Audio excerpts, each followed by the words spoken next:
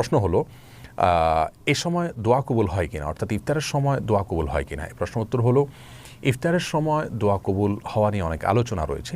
রাসূল করিম সাল্লাল্লাহু আলাইহি ওয়াসাল্লামের একটি হাদিস থেকে আমরা জানতে পারি, তিনি বলেছেন, মুসনাদ আহমদ এবং ইবনে হিব্বান বর্ণনা করেছে যে সালাতুন লা তুরাদ্দু দাওয়াতুহুম আও সালাসাতুন লা তুরাদ্দু দাওয়াতুহুম, তিন ব্যক্তির দোয়াকে ফেরত দেওয়া হয় না। তার ভিতরে একটি হলো আস-সাইম হাত্তা ইফতার, রোজাদার ব্যক্তি ইফতার করা পর্যন্ত তার দোয়া ফেরত দেওয়া হয় না।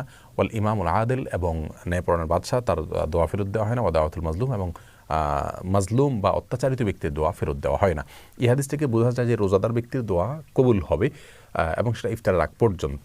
ইফতারের আগ মুহূর্তে বিশেষভাবে দোয়া করতে হবে, হাদিস থেকে সেটি বোঝা যায় না। তবে তিরমিজির অন্য একটা বর্ণনা থেকে আমরা জানতে পারি, এই একই হাদিস প্রায়, সেখানে শুধু একটু ভিন্নতা রয়েছে। সেখানে বলা হচ্ছে হেইনা ইফতির, অর্থাৎ রোজাদার ব্যক্তি যখন ইফতার করে ওই সময় তার দোয়া কবুল হয়।